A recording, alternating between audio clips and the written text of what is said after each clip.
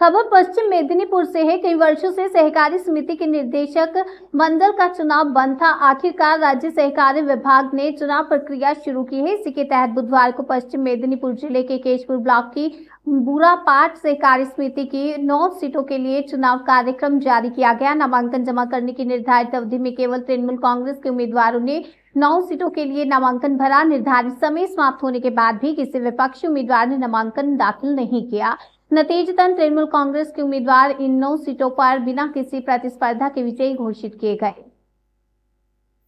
दीर्घ कয়েক বছর পর সমবায় সমিতির নির্বাচন হলো কেশপুরের বুড়াপাট সমবায় সমিতিতে। কি বলবেন, কতজন প্রতিনিধি জয়লাভ করলো বা কোনো দল কি ছিল না শুধুমাত্র শাসক দলই? আমরা নির্দিষ্ট নিয়ম মেনে বিজ্ঞপ্তি জারি হয়েছে এবং নোটিফিকেশন নমিনেশন হয়েছে, নমিনেশন স্কুটনি হয়েছে, উইথড্রল হয়েছে। তাতে কোনো বিরোধী দল এখানে নমিনেশন ফাইল করেনি। আমরা আমাদের 9 জন প্রার্থী সিলেকশন করে আমরা নমিনেশন করিয়েছিলাম এবং তারা 11ই জানুয়ারি নির্বাচিত হয়েছে। বিরোধী প্রার্থী না থাকার কারণে আজকে 5 তারিখ ফেব্রুয়ারির বোর্ড গঠন হলো বুড়াপাট সমবায় সমিতিতে। কতজন প্রার্থী আজকে নির্বাচিত বোর্ড গঠন করলো? 9 জন প্রার্থী ছিল, তার মধ্যে 9 জন প্রার্থীকে শপথ বাক্য পাঠ করানো হয়েছে। এআরও সাহেব করালেন।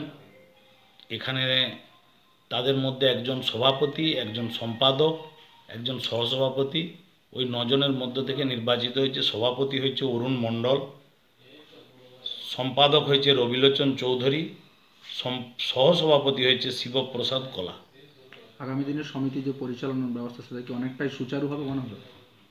দেখুন, 5 বছর এই কমিটিকে দায়িত্ব দেওয়ার পর আমরা যেটা আশাবাদী, এই এলাকার মানুষের পাশে যেভাবে সমবায় সমিতি দাঁড়ায় এবং সবথেকে যেটা গুরুত্বপূর্ণ বিষয়, 2011 সালে পর থেকে সমবায় সমিতিগুলো যেভাবে ঘুরে দাঁড়িয়েছে, বাংলার মাননীয় মুখ্যমন্ত্রী মমতা বন্দ্যোপাধ্যায় যেভাবে সমবায়গুলোকে ঢেলে সাজিয়েছে এবং বিদ্যাসাগর ব্যাংকের আন্ডারে এই সমবায় সমিতি যেভাবে আমরা সাহায্য সহযোগিতা মানুষের কাছে সরকারি পরিষেবা সমবায়ের মাধ্যম দিয়ে কৃষকদের কাছে সাধারণ মানুষের কাছে পৌঁছে দিতে পেরেছি, আগামী দিনও তা অব্যাহত থাকবে এবং মানুষের আস্থা ভরসা বিশ্বাস নিয়ে এই সমবায় সমিতি আরও শ্রীবৃদ্ধি ঘটাবে। এই বোর্ড যে 9 জনের কমিটি হয়েছে, বোর্ড গঠন হলো, তারা আগামী 5 বছর ধরে মানুষকে পরিষেবা দিবে এবং মানুষ নিশ্চিতভাবে ভালো আশা করছে, ভালো পাবে,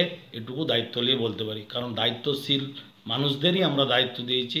আমাদের এই সমিতিকে যারা আগলে রেখেছে, যারা আগলে রেখেছিল আগের দিন, তাদেরকেই আমরা দায়িত্ব দিয়েছি এই সমিতির শ্রীবৃদ্ধি করার জন্য।